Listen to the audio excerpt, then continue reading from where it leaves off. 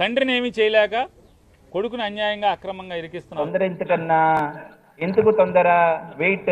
వాడు అడగకుండా మీరు ఎందుకండి సలహా ఇవ్వడం? అడగకుండా ఇచ్చేదాన్ని సలహా అంటారు, కెలుక్కుంటే వచ్చేదాన్నే. అటు చూడు. తాజాగా జోగి రమేష్ కు మంగళగిరి పోలీసులు నోటీసులు జారీ చేశారు. చంద్రబాబు నివాసంపై దాడి కేసులో సాయంత్రం మంగళగిరి డీఎస్పీ ఆఫీస్ కు రావాలని నోటీసుల్లో పేర్కొన్నారు. అది మూసినదరా ఏదంటే జరిగిపోతుందట్రా. దానికి ముందు మీకు నా ఫ్లాష్ బ్యాక్ చెప్పండి. అప్పుడు ఏమనేవారో తెలుసా? నాకు తెలీదమ్మా.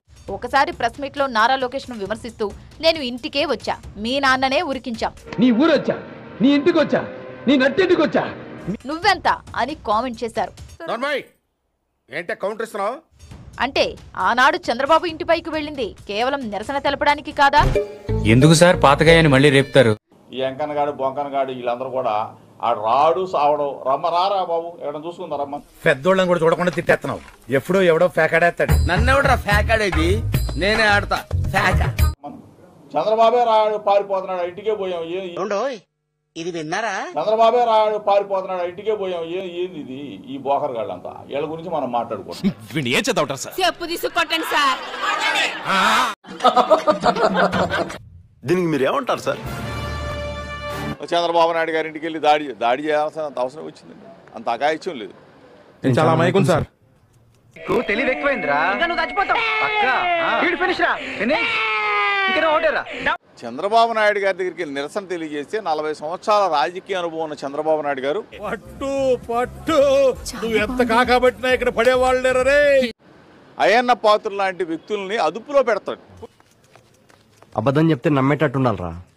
కొంచెం రాజకీయ వ్యవస్థ మారుతుందనే ఉద్దేశంతో వెళ్ళాను తప్ప మాకు తెలియదు సార్. మీరు దేశ ముదురు కాబట్టి చెప్పండి. మీరు ముదురు కదా, మీరు అందరు నాకుతుంటారు కదా. దాడులు చేయడానికో లేకపోతే గోండాయిజం ఇది నా సంస్కృతి కాదు అని చెప్పేసి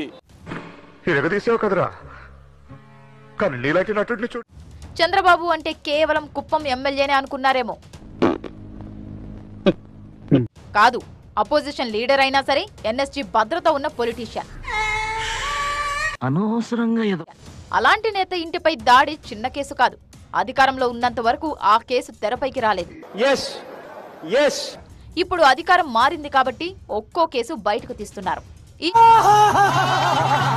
ఈ కేసులో ఖచ్చితంగా అరెస్ట్ అవుతానని, 3 నెలల తర్వాత బయటకు వస్తానని కొన్ని వారాల ముందే ఒప్పుకున్నారు జోగి రమేష్.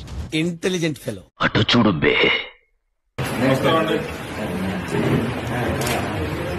నమస్కారం నమస్కారం నమస్కారం. ఏదో తేడాగా ఉంది. అరే నిన్నెవడైనా టీ తాగించి మరి కొట్టాడ్రా? కూర్చో. ఊహిస్తేనే భయంకరంగా ఉంది.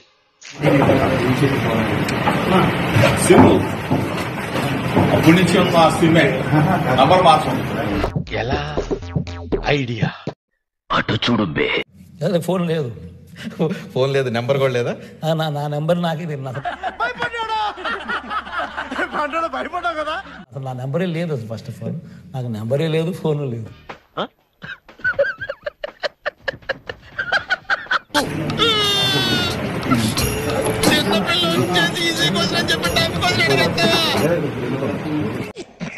ఒక నిమిషం అండి. ఎక్కడికి రా? కరప్టెడ్ ఆఫీసర్స్ ని చూసి అదే డిపార్ట్మెంట్ అనుకుంటున్నావు. కరెక్ట్ ఆఫీసర్ తగలేదు నీకు.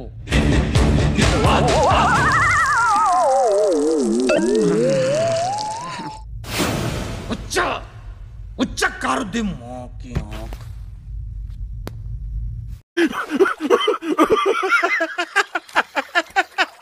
జోగి రమేష్ గారి భార్య మాట్లాడుతుంది, నీకు పిల్లలు ఉన్నారయ్యా, మనవడు ఉన్నాడు, కొడుకున్నాడు, ఇవన్నీ ఉసురు పోసుకుంటున్నారని చెప్తుంది ఆవిడ. మనం ఎవరికి ఏం ద్రోహం చేశాం? మనకి మాత్రమే ఎందుకు ఇలా జరుగుతుంది? నిజంగా చేసి ఉంటే మమ్మల్ని లోపల ఏమని చెప్తున్నారు, ఉరేసుకుంటామని చెప్తున్నారు కదా రమేష్ గారు.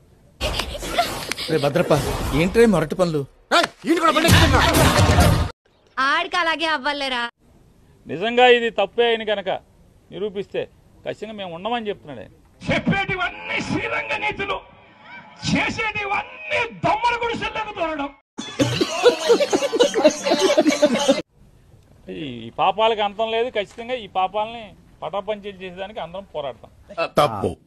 అతని దురదృష్టాన్ని చూసి ఎగతాళి చేయకు రమణ. Sorry sir. ఇదయ్యా రాంప్రసాద్, నువ్వు ఈ 40 ఏళ్ళు ఈ నరకాన్ని అనుభవించక తప్పదు. 40 ఏళ్ళ తర్వాత అలవాటైపోతుంది. చూద్దాంలే. చూడటం కాదండి, మీరు చెయ్యాలంతే. సరే మీరు ట్రై చేస్తారన్నారంటే అది ఓకే అయిపోయిన